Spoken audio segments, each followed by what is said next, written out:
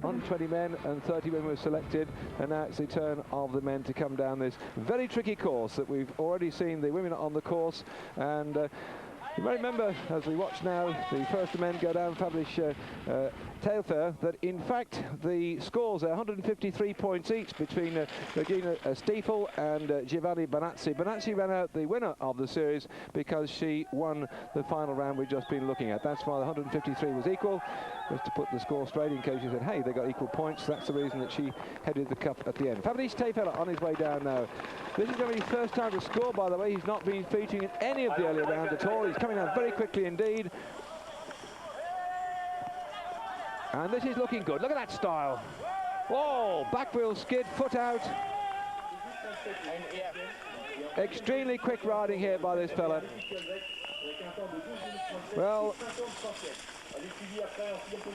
a very long history in BMX and in mountain bike racing, both for him and his brother, and his time 9:06.01. That is certainly going to set the tongs wagon. That's a cracking time already to open up the proceedings. Next to go then Frank Romain, another rider that's made his way back here, having taken part in the World Championship, and a nice shortcut there, clicked over the edge of the steps. And the difference in speed, by the way, I don't mean to be anti-feminist at all, but you can see these lads are really throwing themselves into this one. They've got absolutely no nerves at all when it comes to downhill riding. So Frank Romain here, it's going to be the first time he's going to score some points. And what he's done now is he's just, in fact, already picked up another rider's way down. 9:12, that's a good time too. So he's just picked up another couple of riders. He's gone past Claude Gantier and Jan Burley of Germany. And back up on the top is Jürgen Benecke next to go. So Fabrice Taillefer's time at the moment, 9:06. And that very good time indeed from Frank Romain puts him in second place at the moment, 9:12. And what's this one going to be? So Jürgen Benecke in 9:44. That's a good ride too. That's going to put him in the top 10. Fourth in the European Championship this year. Really looked good on the descent. Now the Italian rider Bruno Zanchi. So far only ridden at the Ciccio series when he finished 7th overall. Rides for ATB Bianchi, another famous name, well known to supporters of the road game, very much into mountain bike racing now. And again, one of these chaps favouring the complete facial mask all the way around the front. That's the difficult bit. Every cyclo-cross and mountain bike rider will know what I mean about tree roots sticking out with just a bit of mud and leaves on top of them. They're extremely dangerous, but he's done that nicely.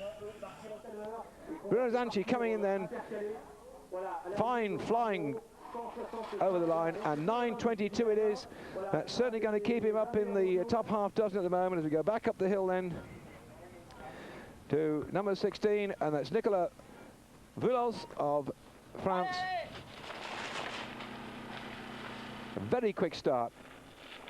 Well, the clouds look like coming down even worse. Now, just having a look at his bike, I think he's got rear suspension on this S bike.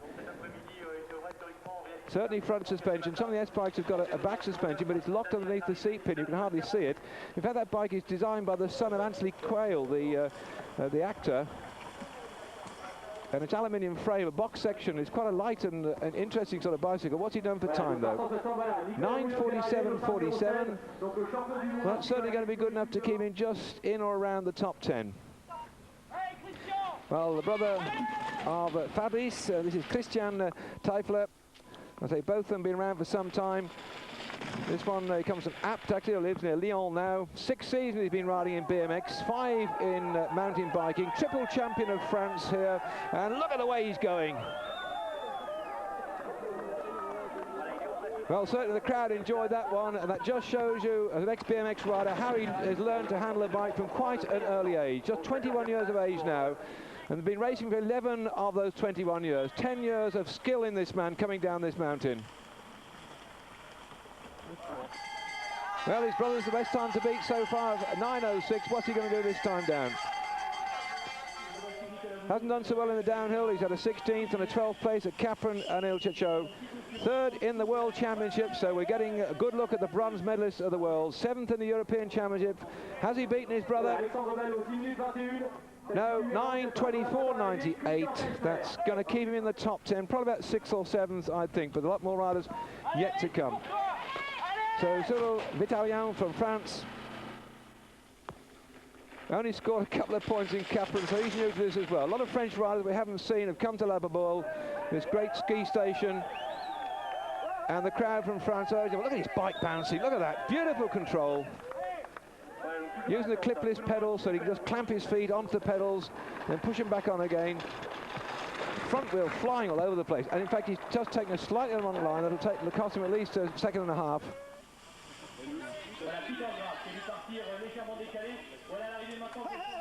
Light touch of the brakes. And here we go. This looks quite quick. So what's the Scott rider done? It's 9:16.35. That's certainly going to keep him up in the top half dozen, about 4th or 5th at the moment. Johansson then, Tommy Johansson from Sweden.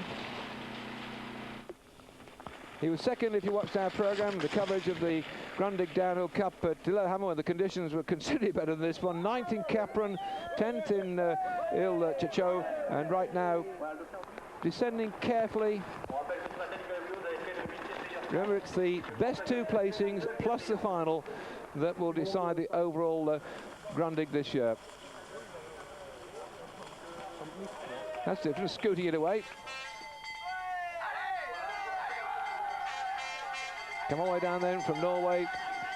Predominantly European field in this one here. The Americans not choosing to make the trip across. They haven't been scoring too well in the downhill section of the Grundig, and it's mainly based in Europe this year.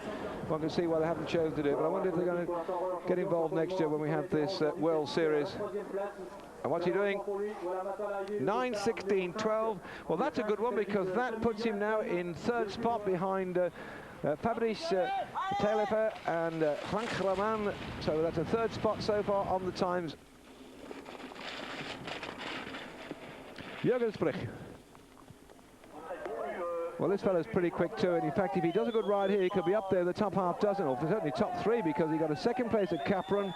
He was 1st at in Italy at Il-Chachot, so in fact, if he can win this one or finish 2nd, he could find himself certainly in the top 3. The 1992 European champion looks like he's going a bit sluggishly here, though. Taking it very carefully. Oh, he's gone! Oh, what a shame.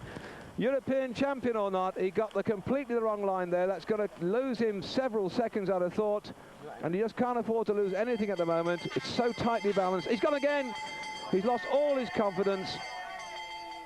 Well, I know how he feels. You know, if something goes wrong, it goes wrong all day, doesn't it? You get up in the morning, you know, you trip over the cat, and from then on, everything happens to go wrong. You miss your bus, your bike's got a flat tire, and you come back to get it to ride to work. This fellow's had all of that today, and what a shame then for the European champion. That's going to put him out the running. 9:30 it is, so he looks at the board there, and he must be saying, that's it. I could have been in the top 3, but he's lost it now. And here goes a man looking for some revenge, because Ayton, who was the world champion in 1991, is now looking for a fast time here. 4th in the World Championship, though. The deposed champion has already scored a 1st in the Grundig Series at Lillehammer, 1st at Blackham, 1st at Capron. But in fact, no way is he going to lose at this rate of knots, having heard as what's happened to his nearest competitor, Jürgen Sprich. So he's choosing to run down and not cause himself any trouble. In fact, no, I can see he's busted his front wheel. That's what he's running down for. Well, he's still got to finish this particular one. It is the final, 9:53.56, and just look at that front wheel. He's really banjaxed that one in no uncertain style. Didn't even have time to do the old traditional thing of light on the ground and jump on it to try and make it go round. He's had to put the bike on his shoulder, and for the ex-world champion, 2nd in the European Championship this year, the leader on the Grundig Cup at the moment, that must be an absolute disappointment, but he may still have done enough to win the Grundig this year. We'll have to wait and see. Come back to us after this break to find out if he just does that.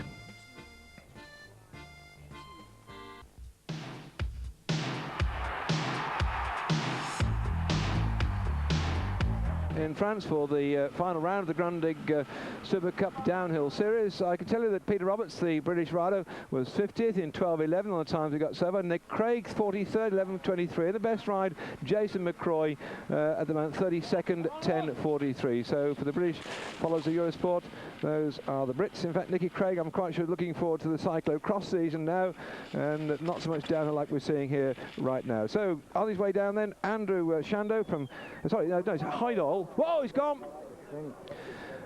That just shows you how tricky it is. We opened the program up with a crash here in the ladies' race, and that just showed you here that Heidel's gone down. A real bang on that one. Really Heidel from Norway.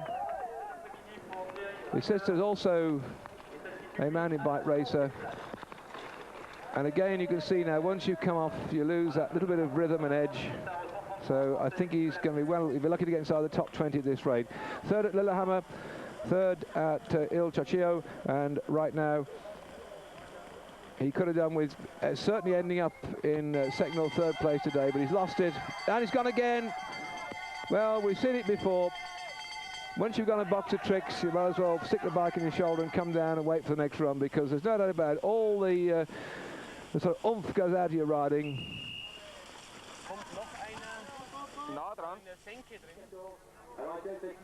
Well, he's going to be disappointed with that one. Chance of getting up at the top 3, and 10:09.05. That's not going to do it. That's certainly going to put him down. He's lucky to make the top 20 at that rate of knots. And this is Chandro then from Canada. I say not a lot of the Americans and Canadians have chosen to come over to La Bourboule for this particular round because they've looked at the results and decided they can't get anywhere. But this fellow's made it because he was first at Mont Saint-Anne, fourth at Blackham, fourth at Il Chachio. So in fact, he's looking for a good ride here to keep himself in the top 3 or 4 places. But somehow I don't think he's liking these conditions. They aren't exactly what the Canadians would appreciate. And he's got a bottle on the bike, but I just noticed that. Whoops. And he's gone, though. It's going to take a lot of time out of him. And he's got it stuck in the tapes as well. Well, they used to give a feeding bottle up to Jean Robic, the Tour de France rider, who was about 5'2" and 7 stone wet through. And they used to give him a bottle full of lead when he was descending off the big mountain, so he came down fast. But I don't think that's the object exercise here. And they'd be disappointed with that time of 10 minutes, 00.12, all the way from Canada to fall off and struggle to get it in the top 20. And in fact, he didn't make it, and so now we have the official result there for you of that one, and a great one by Telefer from France. Romain from France just shows you how the Europeans on this downhill are beginning really to grab it by the scruff of the neck.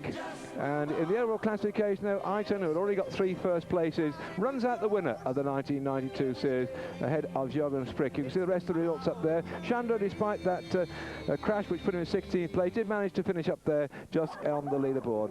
So the Grundig are very wet happening this year, and our champions for the year up there with their cups and smiles all round. Looks like they can't believe it, but they are there. And that very close finish from the girls in for Giovanni Benazzi, Regina Steitel and Susie Buchweiser, and the crowd showing their appreciation. La World Cup, il fallait gagner aussi sa compétition parce que nous étions moi, Susie et Regina Stiefel tous les mêmes temps. Alors il fallait gagner sa compétition. Mais une compétition difficile pour les conditions de temps. She said the competition was very difficult at the time. You're telling us, we just watched it. But you're very happy to compete against the other girls as well. On va caminer à pied. Remonter en vélo, c'est terrible. He's run down by foot, she got back on her bike, and she thought it was terrible. Well, nevertheless, she ran out winner of the series. And Albert Eitan, winner of the men's series, up there on the rostrum with Jürgen Sprick in second place. Im ersten Lauf ein bisschen viel riskiert, weil wir auch hier den neuen Modus haben, dass nur die beste Zeit zählt. Also habe ich gedacht, kann ich auch mehr riskieren. Und ich hätte sicher vielleicht eine gute Zeit hingekriegt, aber dann ist das Vorderrad kaputt gegangen und ich talk about his front wheel was kaput. It certainly was. We saw it, but of course with those 3 firsts that he got so far after he finished today, he was in with a chance of keeping it, and he's got it. Es hat trotzdem gereicht. So there we are then, the winners of the Grundig Super Cup, the downhill section of the 1992 series we brought you on Eurosport. The champions up there at the moment, then congratulate each other. Giovanni Bonazzi on the left from Italy, Albert Eitan from Switzerland on the right hand side, myself David Duffield and the Eurosport team. Hope you enjoyed the mountain bike series. We've still got some more coming up later on this year. I think in fact in 2 weeks time we've got a big French event down there on the Mediterranean coast. That's coming up in 2 weeks on this Thursday. So we'll just close the programme with some grubby pictures showing you what the conditions were at La Bourboule. Difficult they were, but congratulations to all the competitors who entertained us and gave us something to both laugh about and be very unhappy about, particularly for those who broke their bikes. But for Albert Eitan, despite his bus front wheels, he ran out the winner in the end.